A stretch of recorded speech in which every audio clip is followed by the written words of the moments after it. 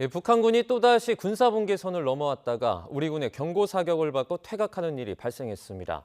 그런 가운데 푸틴 러시아 대통령이 24년 만에 북한에 방북을 하며 이 북러 밀착은 가속화하고 있는데요.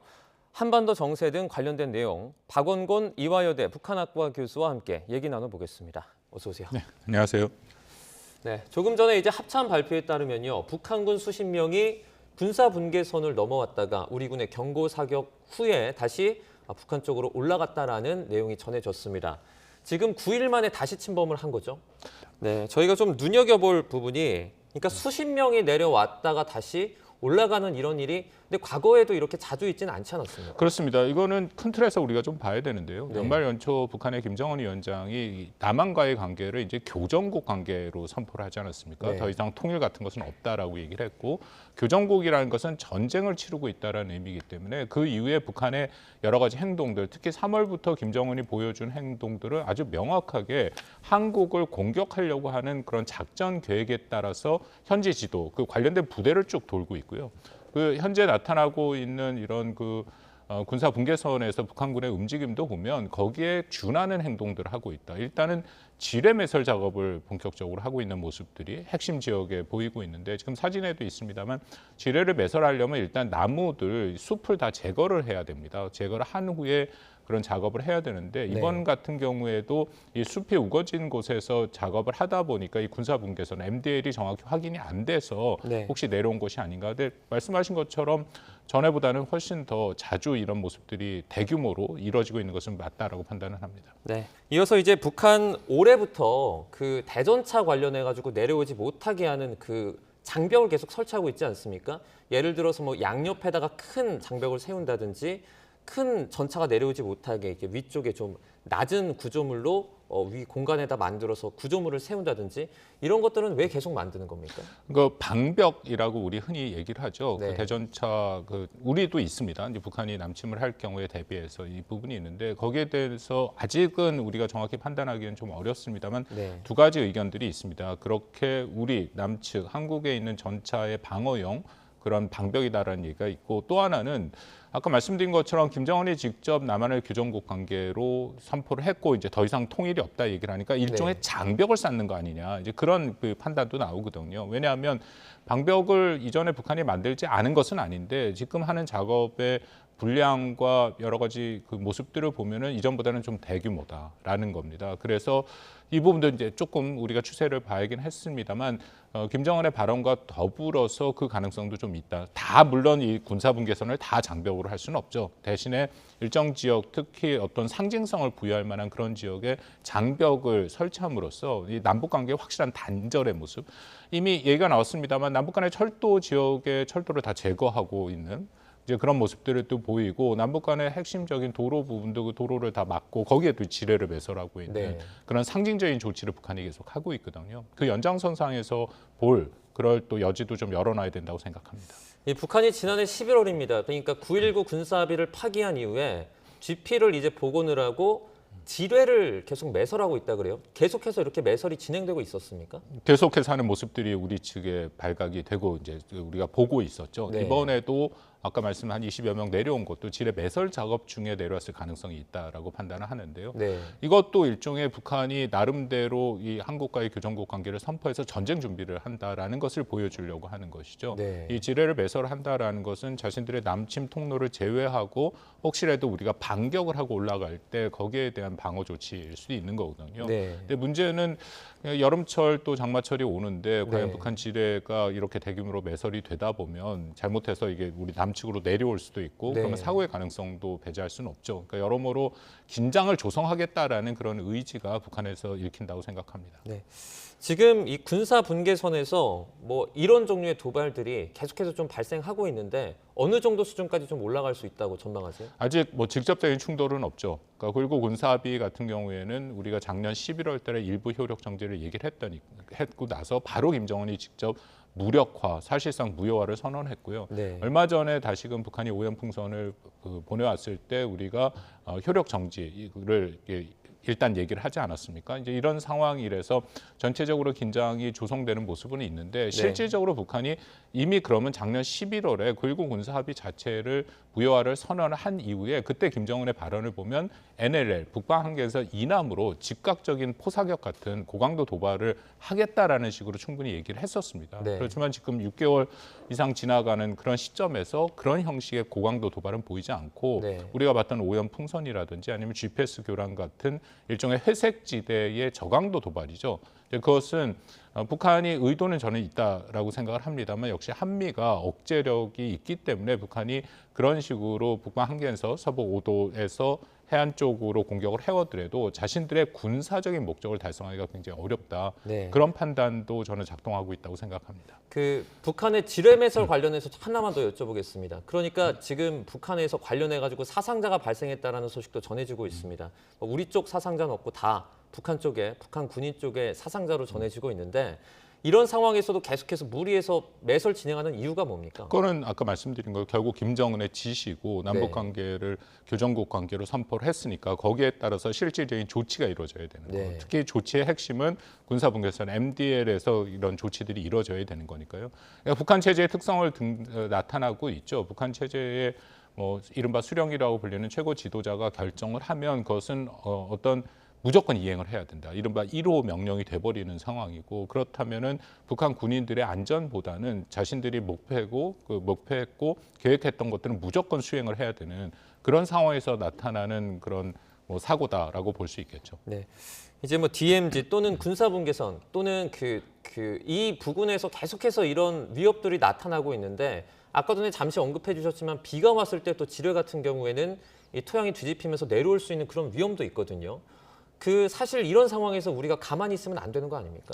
근데 이거를 북한에서 물론 당연히 우리 MDL 군사분계선 이남으로 내려오는 것은 철저하게 방어를 해야 되지만 그 이북에서 하고 있는 작업에 대해 우리가 문제 제기를 하기는 쉽지는 않죠. 그거 자체가 매우 공격적인 행위가 될 수 있으니까. 근데 다만 말씀드립니다만 그런 지뢰 유실의 가능성은 대비를 할 필요는 있다. 특히 우리가 2015년 기억하시겠지만 좀 사례가 다릅니다. 그 당시에 목함 지뢰 사건이 있었는데 이것은 북한이 MDL 이북에 자신 쪽이 아니라 내려와서 우리를 사실 공격하려고 하는 의도로 거기에 매설을 한 거기 때문에 사례가 좀 다르긴 합니다만 그런 피해가 있었다라는 걸 우리가 알고 거기에 대한 대비가 필요하겠죠.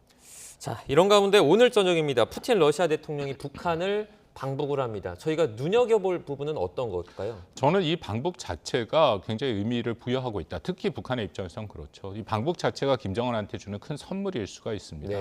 아마 오늘 내일 여러 가지 얘기들이 나오는데 좀 조심스럽게 제가 좀 예측을 현재 상황에서 하자면은 아마 내실이 있고 정말 의미 있는 경제 군사적 북러 간의 협력이 발표될 가능성은 크지 않다라고 생각합니다. 왜냐하면 이미 지난 1년간 북러는 협력을 해왔고 그것이 상당 부분 공개된 부분들이 있기 때문에 최대치의 협력을 이미 하고 있다라고 생각이 되고요.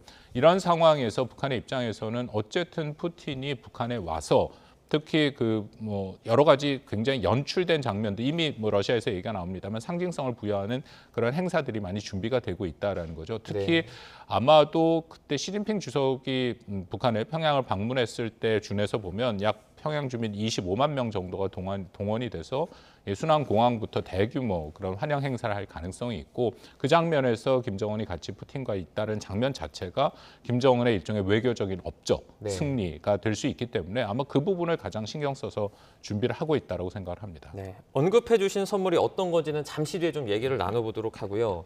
자, 푸틴 대통령이 북한과 서방 통제 없는 경제 체계를 발전시킬 것이다. 이런 내용을 북한 노동신문에 기고를 했습니다. 이것도 좀 이례적이지 않습니까? 기고 자체는 일반적인 국가에서는 하죠. 그러니까 예를 들어서 우리 대통령이 미국을 방문한다든지 아니면 미국 대통령이 한국 올 때 각 그 국가의 언론에 여러 가지 그런 얘기들을 하거나 아니면 기자회견을 하거나 이제 그런 모습들인데 이번에 그 푸틴 대통령이 노동신문에 기고한 내용은 상당히 의미를 찾을 수 있습니다. 그 안에 푸틴이 어떤 생각을 갖고 왜 오는지가 다 드러나 있는데요. 방금 말씀하신 그 내용만 놓고 얘기를 한다면 이거는 제재를 받고 있는 두 국가의 일종의 동병상련의 모습이 읽힌다. 아시다시피 우크라이나의 불법 침공으로 인해서 러시아는 제재를 받고 있고 더불어서 북한도 불법 핵 개발로 유엔 제재를 받고 있는데 이런 상황에서 이들이 가장 필요한 것은 국제금융망, 특히 러시아는 우크라이나 전쟁 이후에 국제금융망에서 퇴출을 당한 상황이거든요. 그래서 중국의 일부 도움을 갖고 새로운 형태의 그런 금융망을 만들어 보겠다라고 얘기를 하는데 그런 내용들이 여기 있는 거죠. 북한도 그런 제재를 받고 있으니까. 근데 문제는 여기에서 대체제를 과연 할 수 있을 것인가 첫 번째 문제고 두 네. 번째는 북한이 여기서 별로 기여할 여지가 없습니다. 네. 북한의 경제력으로는 여기서 말한 것처럼 뭐 결제 체제를 발전시키고 대안을 하더라도 거기서 큰 의미를 찾기는 굉장히 어렵겠죠. 네. 다만 이제 북한 같은 경우에는 지금 러시아가 전쟁 중이기 때문에 뭐 탄약이라든지 이런 거 좀 줄 수 있지 않습니까? 그렇습니다. 그런 실물적인 측면에서의 상호 교류가 되는 거죠. 근데 아까 말씀하신 푸틴의 그 노동신문에 나온 것들은 조금 더 큰 틀에서 국제 체제의 어떤 경제 체제로서의 대안을 얘기하는데 그거는 네. 뭐 현실성이 뭐 거의 없는 얘기라고 보이고요. 네. 말씀하신 군사적인 협력 분야는 이미 확인이 되고 있습니다. 우크라이나 전장에서 북한산 포탄이 발견이 되고 있고 또 북한이 갖고 있는 KN-23 단거리 탄도미사일 그것도 뭐 한 20여 발 발사된 장면들이 우크라이나 정부에서 다 확인이 되고 있으니까 파편도 나오고 있고요. 그러니까 당연히 뭐 러시아가 사실 북한과의 협력의 가장 주된 이유가 그거죠. 네. 전쟁이 2년 이상 지속이 되다 보니까 자신들의 그런 전시 물자 특히 포탄이 부족을 해서 그것을 북한으로부터 받으려고 하는 모습들이 있고 이제 반대급부로 또 북한이 받아내려고 하는 모습들 또 경제 일정 수준 경제 교류의 협력들 그런 모습들로 확인이 되고 있습니다. 네, 지금 북한과 러시아, 이 러시아와 북한이 얼마나 가까워질지 관심이 쏠리는 가운데 유사시 자동 군사 개입 조항이 부활할지에도 좀 관심이 모이는 것 같아요. 근데 뭐 결론부터 말씀드리면 저는 가능성이 거의 없다라고 보이는데요. 네. 그것은 1961년에 이제 정확한 명칭은 조소, 당시 소련이니까 조소 간 우호 협력 및 상호 원조 조약입니다. 네. 여기에 보면은 자동 개입 조항 방금 말씀하신 그건 타방이 군사적으로 공격을 받으면은 무조건 개입한다라는 거거든요. 네. 사실 한미가 맺고 있는 상호 방위 조약보다 높은 수준입니다. 네. 우리는 자동 개입 조항은 없어요. 네. 이런 것들은 1996년에 사실상 효력이 정지됐고 그리고 나서 2000년에 러시아와 북한이 새로운 그 조러 친선 설린 협조 조약을 맺습니다. 여기에는 이제 그런 내용들이 없죠. 제가 가능성이 없다라고 말씀을 뭐 거의 단정적으로 드리는 이유가 만약 이렇게 되면 러시아는 한반도에 특히 북한이 공격적으로 나서 전쟁이 혹시라도 발발한다면 무조건 개입을 해야 되는 그러니까 그것을 연루돼야 되는 상황인데 러시아가 네. 저는 결코 그걸 원치 않다고 생각을 합니다. 네. 왜냐하면 여전히 러시아와 북한과의 국격 차이를 보면 러시아가 강대국이거든요. 그럼 강대국이 비강대국인 북한을 향해서 이거 보장해줘야 될 것이 훨씬 많고 자신들이 치러야 할 비용이 훨씬 많은데 러시아가 그런 것을 원치는 않죠. 그렇기 때문에 거기까지 갈 가능성은 크지 않다라고 생각이 되고 네. 다만 우리가 좀 더 뭐 봐야 되는 것이 말씀드린 2000년에 있었던 그 조약의 내용 중에 이런 게 있습니다. 4조에 보면 이게 독자성, 평화통일, 민족 결속 원칙에 따른 한반도 통일을 러시아가 지지한다라는 얘기가 있습니다. 아마 그 내용들이 바뀌지 않을까. 왜냐하면 북한이 계속 말씀드립니다만 남한과의 관계를 교정국 관계로 선포했고 네. 통일을 포기했는데 이런 내용들은 그 양국의 그 조약이 있으면 안 되는 것들이거든요. 선언에. 아마 그런 것을 대체할 어떤 선언이 나올 가능성은 있어 보입니다. 네. 지금 그 푸틴의 북한 방문 가운데 주요 장관들이 좀 동행할 것이다 이런 그런 소식들이 전해지고 있습니다. 푸틴이 어떤 선물 가져올까요? 같이 가는 인사들을 보면 현재의 북한과 러시아의 협력의 수준 그리고 앞으로도 어떻게 갈지가 일정 수준 읽힌다라고 생각이 되는데요. 네. 군사적인 측면에서는 나온 것처럼 유리 보리소프 그 연방우주공사 사장이 가는데 이 사람은 네. 작년 9월 달에 북러 최초 회담에도 같이 동반을 했던 사람이고요.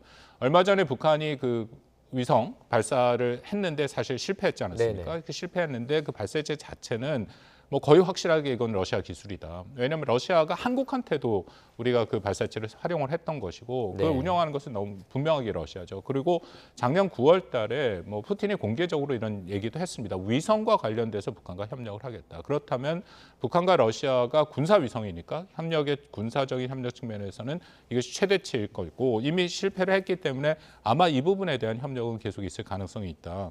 근데 그 외에도 예를 들어서 뭐 철도를 담당하는 그런 공사 사장도 가고 하는데 과연 그것이 얼마만큼 의미가 있을까 하는 것은 상당히 의구심이 듭니다. 왜냐하면 러시아가 신동방 정책이라는 게 있습니다. 그것을 통해서 시베리아를 개발을 하고 또 시베리아 철도 가스를 다 개발하고 근데 거기에 핵심은 사실 한국이거든요.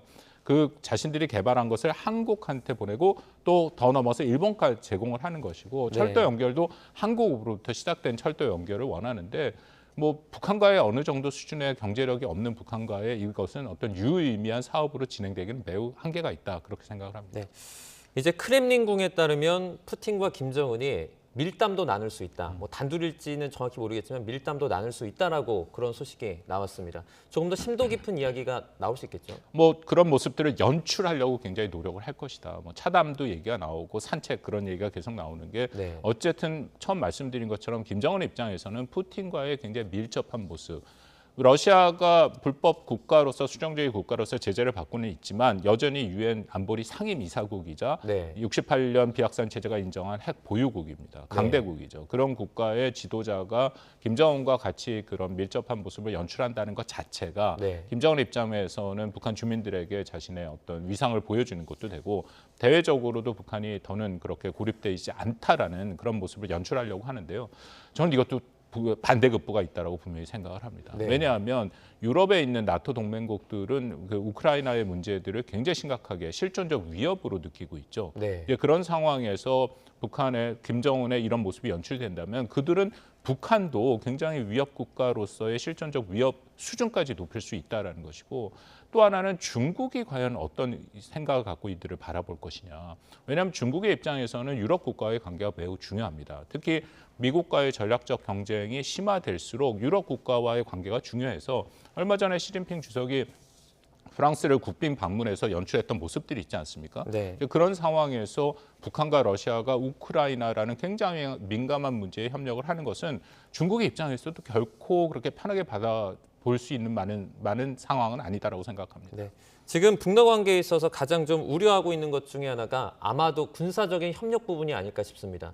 좀 어느 정도 수준의 얘기가 나올까요? 저는 군사협력은 아까 말씀드린 위성 정도가 최대치일지 않을까. 왜냐하면 일부에서 뭐 북한이 하고 있는 핵, 특히 북한의 대륙간 탄도미사일, 화성 18로 보이는 이제 고체 화성 그 대륙간 탄도미사일이 있는데 거기에 여전히 다탄두 기술이라든지 재진입 기술 같은 것들은 확인이 안 된 부분이 분명히 있습니다. 이 기술은 당연히 러시아는 갖고 있는 기술들이고요. 네. 이런 기술을 혹시 제공해 주지 않을까라는 얘기가 나오는데 저는 그 가능성도 매우 낮다라고 생각합니다. 네. 왜냐하면 러시아가 소련 시절부터 아무리 동맹국이라도 이런 첨단에 아주 민감한 특히 핵과 관련된 기술의 이전은 없었거든요. 네. 그래서 또 만약 이런 것을 한다면 이것은 한국이 우리가 설정하고 있는 이른바 금지선을 넘는 행위가 됩니다. 얼마 전에 그 푸틴 대통령이 외신 기자들 모아놓고 한 얘기에 한국이 우크라이나에 살상 무기를 제공하지 않는 것에 대해서 일종의 감사를 표시했거든요. 네. 그것은 나름대로 러시아가 생각하고 있는 금지선을 한국이 넘지 않고 있는데